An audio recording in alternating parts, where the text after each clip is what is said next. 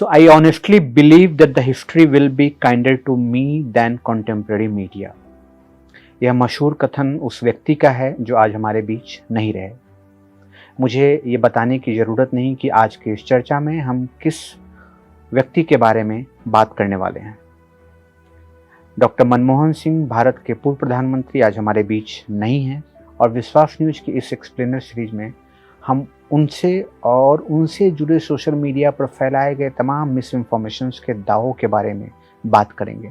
न केवल यह चर्चा उन मिस इन्फॉर्मेशंस के क्लेम्स तक सीमित रहेगी, बल्कि हम डॉक्टर सिंह के भारतीय अर्थव्यवस्था में दिए गए योगदान के बारे में भी विस्तार से बात करने वाले हैं।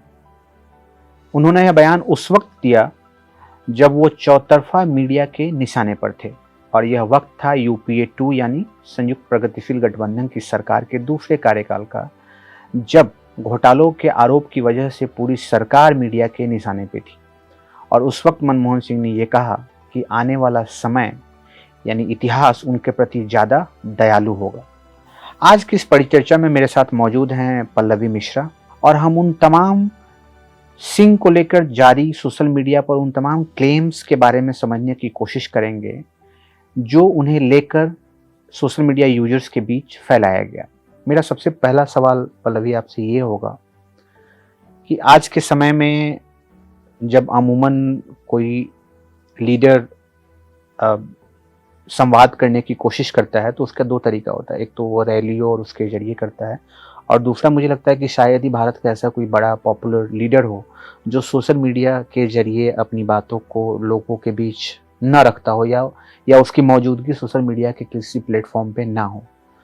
तो क्या डॉक्टर मनमोहन सिंह की जो मौजूदगी थी वो हमारे बीच सोशल मीडिया के किसी हैंडल के जरिए थी? क्योंकि अक्सर हम लोगों ने देखा कि उनके कुछ पोस्ट के स्क्रीनशॉट को सर्कुलेट किया जाता था और ये कहा जाता था, जिसमें कभी भारत के फॉरेक्स के बारे में जिक्र होता था जो मनमोहन सिंह के बयान के हवाले से किया जाता था, या कभी जिसकी वजह से वो अक्सर निशाना बनाए जाते थे कि वो एक कथित तौर पर कमज़ोर प्रधानमंत्री थे और वो अक्सर चुप रहना पसंद किया करते थे, या उस तरह से कि उनका कभी कोई कन्फ्रंटेशन नहीं हुआ। जी, मनमोहन सिंह बहुत पॉपुलर थे सोशल मीडिया और स्पेशली फैक्ट चेकिंग जगत में।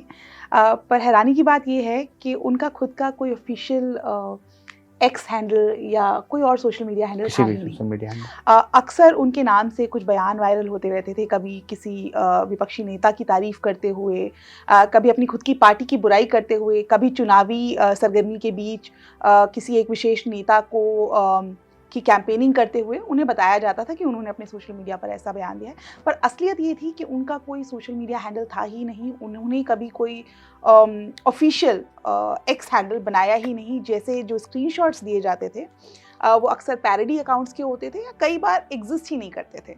कुछ एडिटिंग टूल्स हैं जिनके ज़रिए उन पोस्ट को क्रिएट किया जाता था सिर्फ लोगों को भ्रमित करने के लिए। तो एक बड़ी आयरनी है कि जो वो इतने पॉपुलर थे अपने ट्वीट्स को लेकर, जो ट्विटर हैंडल कभी एग्जिस्ट ही नहीं करता था। वैसे भी डॉक्टर सिंह की जो पहचान रही भारतीय राजनीति में, वो एक ऐसे व्यक्ति के तौर पे रही जो संभवतः किसी इस तरह के कन्फ्रंटेशन में बिलीव नहीं करते थे। और संजय बारू जिन्होंने उनकी बुक भी लिखी है जिस पे एक फिल्म भी बनी है, accidental prime minister. Accidental prime minister को लेकर भी मैं एक इंसिडेंट शेयर करना चाहूँगी। उस पर भी हम लोगों ने एक फैक्ट चेक किया।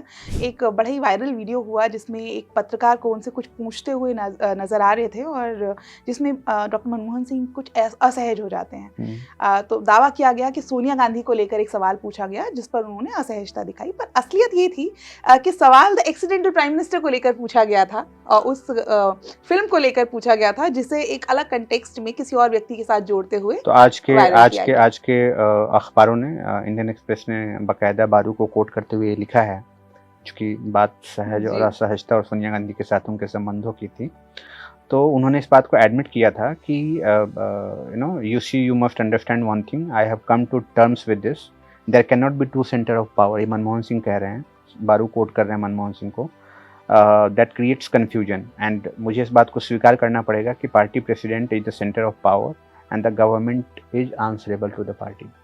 सो सिंह की जो छवि और ख्याति थी वो एक ऐसे ही व्यक्ति के तौर पे थी, लेकिन इतनी इस तरह का एक जिसको बोलते हैं बड़ा ही मॉडेस्ट अप्रोच रखने के बावजूद एक वक्त ऐसा भी आया था जब वो 2000 सिविल न्यूक्लियर डील जब यूएस को लेकर के था, उन्होंने तमाम बातचीत के ऑप्शन रखे और जब लेफ्ट ने उनको परेशान करना शुरू कर दिया उनकी, तो वो अड़ गए और उसकी वजह से सरकार जाते जाते बची जब समाजवादी पार्टी ने उनको सपोर्ट किया। तो आई मीन जो ये उनके बारे में कहा जाता था कि वो कभी भी इस तरह के कन्फ्रंटेशन में बिलीव नहीं। हालांकि वो एक अर्थशास्त्री थे तो उन मामलों को लेकर वो बहुत ज़्यादा, जबकि मैं उनकी छवि एक बड़ी एक सॉफ्ट नेचर्ड आदमी की थी, पर जहाँ पर अर्थव्यवस्था की बात होती थी सोशल मीडिया यूजर्स पे मैं वो देख रहा था उनकी मृत्यु के बाद कि यूजर्स किस तरह से कमेंट कर रहे हैं। तो उसमें कुछ लोगों का कहना ये था कि उन्हें अक्सर अंडररेटेड पॉलिटिशियंस के तौर पे देखा गया, जो कि वो वास्तव में थे नहीं। तो वो ये था कि मतलब जो मैं कमेंट्स देख रहा था वो कुछ ऐसे था कि बेशक मनमोहन सिंह का आकलन एक घाघ या बिल्कुल जिसको बोलते हैं ना कि मजा हुआ पॉलिटिशियन के तौर पे नहीं हुई, लेकिन जिस तरीके से उन्होंने यूपीए 1 और यूपीए 2 को रन किया वो ये बताता है कि वो एक किसी वैसे घाघ नेता से कहीं ज़्यादा मजे हुए पॉलिटिशियन थे। हालांकि उनकी ख्याति जो है वो भारतीय कंटेक्स्ट में जैसा एक इकोनॉमिस्ट के तौर पे ही जैसा रही। एक स्टीरियोटिपिक पॉलिटिशियन की छवि रही है वो उससे उलट थे। हाँ। पर हाँ, उनका जो एक प्रेजेंस था उसको डिनाई नहीं किया जा सकता। हाँ, बल्कि उसमें एक और मैं देख रहा था कि जवाहरलाल नेहरू के बाद आई थिंक वो पहले ऐसे प्रधानमंत्री थे जो लगातार दूसरे टर्म के लिए वापस आए। और एक आयरनी ये भी है कि वो कभी भी लोकसभा का चुनाव उन्होंने नहीं जीता। एक बार चुनाव वो राज्यसभा मेंबर थे। एक बार उन्होंने कोशिश की थी और वो चुनाव हार गए थे। हालांकि मुझे लगता है कि डॉक्टर सिंह की पहचान जो है वो एक अर्थशास्त्री के तौर पे, जब वो उन्होंने ये कहा कि अकेडमिशियन एंड अर्थशास्त्री के तौर पर उन्हें ज़्यादा बिल्कुल कि history will be kinder to me. हालांकि इसमें मेरा ये मानना है कि अमूमन जब कोई रिसेंट कोई घटनाक्रम होता है कोई भी, तो उसमें संभवतः मीडिया से आप किसी क्रिटिकल एनालिसिस की उम्मीद कर सकते हैं, लेकिन मीडिया इतनी जल्दबाजी में होता है, कॉन्टेम्परेरी रिपोर्टिंग इतनी जल्दबाजी में होती है कि उससे लेकर के किसी व्यक्ति को ये बयान धारणा नहीं बनानी चाहिए कि इतिहास उसका मूल्यांकन मीडिया के उस पर्टिकुलर आकलन के आधार पे करेगा या नहीं करेगा। स्पेशली अगर आप लेगेसी की बात करें तो वो एक दिन से नहीं बनती है, वो the work you have done through out. हाँ, क्योंकि वो इतना कम समय होता है ना कि कोई भी व्यक्ति बहुत ही न्यूट्रली उस पूरे इवेंट को एनालाइज नहीं कर पाएगा। इसलिए मुझे लगता है कि एक जगह पे उनका एक कथन सही है, और जाहिर तौर पे इतिहास जब मूल्यांकन करता है तो इतिहास के मूल्यांकन का मतलब ये है कि अवधि लंबी होती है कि उनके जाने के 10, 15, 20 साल बाद। पर इस दौरान मतलब क्योंकि आज हम लोगों ने कंपाइलेशन करा के विश्वास न्यूज़ ने कितनी ऐसी फैक्ट चेकिंग करी है जो डॉक्टर मनमोहन सिंह के अराउंड थी, लगभग 20 से अधिक जो मेरे सामने आए फैक्ट चेक्स जो हम लोगों ने उनको लेकर करे, उनके आसपास लेकर किए। छवि को धूमिल करने की बात अगर करें तो काफ़ी सारे ऐसे सिनेरियोज थे जहां पर 2014 में जब सरकार बदली उसके बाद उनकी छवि को धूमिल करने के लिए ऐसे वीडियोस पेश किए गए कि आज नरेंद्र मोदी एक ऐसा रुतबा रखते हैं जो अपने आप में he is an institution in himself, जबकि मैं मनमोहन सिंह के समय पर जो पूरी पावर थी वो सोनिया गांधी के हाथ में थी और वो एक मोहरा जैसा बन के रह गए थे। उसी चीज़ को जस्टिफाई करने के लिए बहुत सारे ऐसे वीडियोस और ऐसे फोटोज को शेयर किया गया। उसमें बड़ा ही दिलचस्प कोलाज शेयर किया गया जिसमें राष्ट्रपति एक पीएम मोदी की तस्वीर है और एक मनमोहन सिंह की तस्वीर जिसमें सोनिया गांधी को शिष्टाचार अभिवादन कर रहे हैं। ये एक बहुत इंटरेस्टिंग है। इसके लेकिन वो एक फ्रेम था वो दरअसल। अब इसके अलावा एक जैसे जब शेख हसीना जब तत्कालीन प्रधानमंत्री वो जब भारत की विजिट पर आई थी 2019 में, तो उन्होंने जो विपक्षी नेता थी सोनिया गांधी और पूर्व प्रधानमंत्री से मुलाकात की थी। उस वीडियो को उसमें ऑब्वियसली लीड जो कर रही थी वो सोनिया गांधी कर रही थी क्योंकि उस वक्त उनका ओहदा ज़्यादा ऊंचा था। और उस वीडियो को ये कह के पेश किया गया कि एक समय था जब प्रधानमंत्री रहते हुए भी सोनिया गांधी का रुतबा इतना था कि विदेशी जब प्रधानमंत्री आए तो उनको ज़्यादा तवज्जो दी गई, जबकि में वो वीडियो 2019 का था और उसका उस समय जो पावर शिफ्ट हो चुकी थी और सोनिया गांधी एक ज़्यादा हायर जो अथॉरिटी थी 2019 उस समय पे 2019 में। इसी तर्ज पर जब तत्कालीन श्रीलंका के तत्कालीन प्रधानमंत्री रनिल विक्रमासिंघे भारत आए, अगेन वो भी पावर शिफ्ट के बाद की बात थी और उस मीटिंग में भी सोनिया गांधी ने लीड करा। उस वीडियो को भी ये कहकर दिखाया गया कि विदेशी जब डिग्निटरीज की मीटिंग होती थी तो प्रधानमंत्री रहते हुए भी उनको साइडलाइन कर दिया जाता था। जबकि असलियत ये है कि ये सारे वीडियोस उनका जब पावर शिफ्ट हो चुका था, जब वो विपक्ष में थे उस समय के थे और अगेन एक छवि को धूमिल करने के लिए, एक दूसरे व्यक्ति की छवि को उभारने के लिए उनके एक व्यक्तित्व को गिराने की कोशिश करी गई, जो कहीं ना कहीं एक बड़ी मतलब एक टारगेटेड हालांकि अन्य जब हम देखेंगे उनको वो अक्सर इन्हीं वजहों से सिंह टारगेट हुए। लेकिन आज जब मैं देख रहा था तो जो उनके डिसीजंस रहे, चाहे इकोनॉमिक के रिवाइवल का हो या इकोनॉमिक पॉलिसी को लेकर के हो, तो अमूमन वो एक कंटिन्यूटी हमें नजर आती है कि वो एक डिस्ट्रप्शन जो है। Media may not be kind to him but the data will be, data will be. And उसकी वजह ये है कि जो जैसे 1991 में रहते हुए जो उन्होंने उनका एक हिस्टोरिक स्पीच है जो 1991 का, जिसके बाद भारत की अर्थव्यवस्था के दरवाजे खुले और भारत की इकोनॉमी जो है जो लगभग डिफ़ॉल्ट के कगार पे थी, हमारा बैलेंस ऑफ पेमेंट लगभग 2 या 3 हफ्तों का बचा हुआ था भुगतान। And then he presented that historic speech और उसमें उन्होंने एक बात कही थी जो मैं कोट कर रहा हूँ, जो पॉइंट नंबर 4 है उनके बजट स्पीच का, without decisive action now the situation will move beyond the possibility of corrective action. तो वो उनका ये कहना था कि अगर अब हमने ये डिसीजन नहीं लिया तो उसके बाद हम चाहे कितने भी बड़े फैसले ले लें, सिचुएशन जो है वो हमारे हाथ से निकल जाएगा। और उसके बाद आपको याद होगा नई इंडस्ट्रियल पॉलिसी आई जिसमें कई सारे इंडस्ट्री को जो है उसको उस दायरे से बाहर कर दिया जिसके लिए किसी तरह की लाइसेंसिंग की। 2008 में एक जो सबसे इवन वो राइट टू इंफॉर्मेशन एक्ट कहेंगे, वो भी एक बड़ी उपलब्धि के तौर पे गिनी जाएगी। राइट टू एजुकेशन एक्ट भी एक जो सबसे दिलचस्प मामला था जब 2008 में 2008 की ग्लोबल मंदी का समय था और उस समय जिस तरीके से मनमोहन सिंह ने अर्थव्यवस्था को हैंडल किया वो बड़ा ही कमाल का था। और जब वो गए उसके बाद G20 की मीटिंग में तो then the global leaders were listening to him and the one famous statement of Barack Obama कि कि उन्होंने सिंह के बारे में यूज किया uncommon wisdom and decency Manmohan Singh के बारे में। सो द अनकॉमन विजडम कि जिस तरीके से 2008 की मंदी में बाकी दुनिया की अर्थव्यवस्थाएं जिस चपेट में आई, जिस स्केल पे भारत संभवतः उतना बड़ा शौक से भारत नहीं गुजरा। और यही वजह थी कि दुनिया के लोग सुन रहे थे कि मनमोहन सिंह क्या कह रहे हैं इंडियन इकोनॉमी को लेकर के या ग्लोबल इकोनॉमी को लेकर के। तो मुझे लगता है कि उन्हें निशाना संभवतः जो कहते हैं ना omission of crime and commission of crime, तो मुझे लगता है कि UPA 2 में जो घोटाले और ये सारी चीज़ें सामने आई उसमें संभवतः उसी को लेकर के सभी ने निशाना साधा कि आपके रहते आपके नाक के नीचे सारी चीज़ें हुई। लेकिन मुझे नहीं याद आता कि किसी उस टाइम के विपक्ष के किसी नेता ने मनमोहन सिंह पे भ्रष्टाचारी होने का आरोप लगाया, जहाँ तक मुझे जी इतना तो आई थिंक छवि उनकी काफी साफ रही। हाँ, शांत रहे। उनका ये था कि भाई आप चुप रहे, आपने कुछ किया क्यों नहीं। तो उनको लेकर टारगेट इसी बात पे किया गया, एक शांत प्रधानमंत्री थे जो ज्यादा बोलते नहीं थे, बताते नहीं थे, इंटरफेयर नहीं करते थे। लेकिन किसी ने इन्वॉल्वमेंट को लेकर के कोई चार्ज ऐसा चार्जेस कोई नहीं थे। उस तरह से उनकी छवि चरित्र पे कोई ऐसे दाग नहीं लगे थे। नहीं लगा। फैक्ट चेकिंग की अगर बात करें तो मुझे और भी कुछ किस्से याद आते हैं उनके।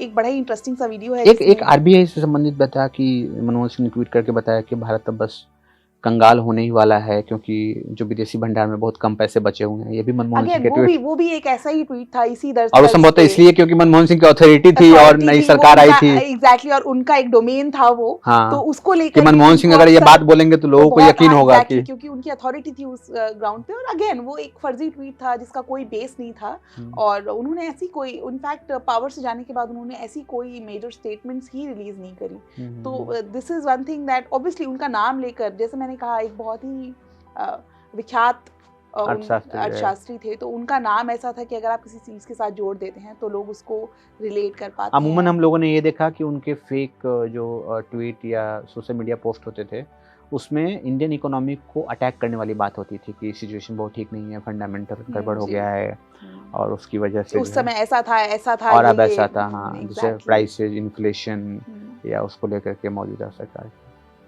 तो क्या आपको लगता है कि जो उनका ये कथन था कि इतिहास उनके प्रति दयालु होगा? अब ये तो इतिहास ही बताएगा अभिषेक कि कितना हम लोग काइंड रह पाते हैं, पर आज के कॉन्वर्सेशन से इतना ही ड्राइव होता है कि एक अच्छे अर्थशास्त्री, एक अच्छे प्रधानमंत्री रहे, एक शांत व्यवहार के, साफ चरित्र के व्यक्ति के रूप में उनको उनका आकलन किया जाता है और history will tell the rest. बल्कि मेरा भी यही मानना है कि इतिहास किसी भी व्यक्ति का बेहद हड़बड़ी में कोई मूल्यांकन नहीं नहीं करता किया जाता। और अमूमन हम देखते हैं कि जब चीज़ें सेटल हो जाती हैं, धूल की परतें बैठ जाती हैं, तब उसके बाद इतिहास किसी व्यक्ति के व्यक्तित्व का और उसके द्वारा लिए गए फैसलों का मूल्यांकन करता है। तत्कालीन संदर्भ में और जिस वक्त इतिहासकार लिख रहे होते हैं, उस वक्त के मौजूदा संदर्भ से मिलाते हुए करते हैं। और मुझे लगता है कि इस टाइम फ्रेम में किसी भी व्यक्ति का जब मूल्यांकन होता है, तो वो ज़्यादा निष्पक्ष तरीके से होता है और वो अमूमन मेरा मानना है कि उसमें उस व्यक्ति के प्रति किसी तरह के बायसेज की गुंजाइश नहीं रहती है। और मुझे लगता है कि संभवतः उनका बयान जो है, वो इसी संदर्भ में था कि एक टाइम फ्रेम के बाद जब लोग मेरे द्वारा लिए गए डिसीजंस के बारे में बात करेंगे या समझेंगे, तो वो जो प्रेजेंट बायसेज हैं, वो उस वक्त काम नहीं अब कर आई रहा कैन होगा। Just add on to this, मेरे अभी मुझे कुछ ध्यान आया है, वो कंपाइलेशन करते वक्त एक उनके स्वास्थ्य को लेकर 2021 में जब उन्हें डेंगू हुआ था, तो वो एम्स में एडमिट थे और एक तस्वीर वायरल हुई थी जिसे शेयर करते हुए अगेन उनके स्वास्थ्य को लेकर एक भ्रामक खबर फैलाई गई कि अब वो हमारे बीच नहीं रहे हैं। ये 2021 की बात है और जैसा मैंने बोला, क्या मेरे प्रति इतिहास काइंड रहेगा या नहीं, और उस समय के भी जो एक सेंटिमेंट था सोशल मीडिया पर, वो बहुत ही ज़्यादा प्योर था और people were really showing affection and love and they were feeling the loss. मैंने शायद तो उस ही समय भी भारत के किसी वो भले प्रधानमंत्री ही के फेक निधन के न्यूज़ बाद थी, पर उसको लेकर जो लोगों का सेंटिमेंट था वो रियल था एंड इवन हम मतलब लोगों ने जब पूर्व जब आज प्रधानमंत्री भी कल रात को जब खबर आई तो सबसे पहला, हालांकि हमारे दिमाग में फैक्ट चेकर होने के नाते यही आता है कि कहीं कुछ फर्जी तो नहीं है, पर जो हमारे टिपलाइन नंबर्स हैं, हमारे व्हाट्सएप नंबर्स हैं, उन पर बहुत से लोगों ने भेजा हुआ था, क्या ये सच है, क्या सच में ऐसा हो गया है, क्या सच में ये घटना हो गई है। तो yes, there is a sense of loss in general हाँ, पब्लिक। बिकॉज वो देश के प्रधानमंत्री थे और मैंने ऐसा ही कुछ देखा था जब पूर्व प्रधानमंत्री अटल बिहारी वाजपेयी का निधन जी, होता, आपको बिल्कुल। याद आएगा। और जो दोनों चीज़ों में मैंने एक जो मुझे समानता नज़र आती है सोशल मीडिया ट्रेंड्स का, जितना हम लोगों ने देखा उसमें ये कि उनके जाने के बाद जो जो एवरेज रिएक्शन है, which is a very kinder, it's very kind. It's a very kinder, या कि लोगों ने उनको उसी स्पिरिट में याद किया जिस स्पिरिट में उन्होंने अपने नेशन को सर्व किया। ये मैंने वाजपेयी के टाइम पे भी देखा और मैंने कल से लेकर के आज तक अभी जब हम चर्चा कर रहे हैं तो हमें यही नज़र, मैंने शायद ही कहीं किसी तरह का, चाहे पॉलिटिकली भी देखें या एक नॉर्मल कॉमन यूजर्स के भी अगर आप रिएक्शन को देखेंगे, तो वो उसको उसी स्पिरिट में याद कर रहा है, true liberaliser and an accidental prime minister. या सो मुझे लगता है कि आज की इस चर्चा में हमारी बातचीत यहीं ख़त्म होती है और विश्वास न्यूज़ की अगली सीरीज में हम किसी ऐसे ही समसामयिक मुद्दे को लेकर के आपके बीच उपस्थित होंगे। तब तक के लिए नमस्कार।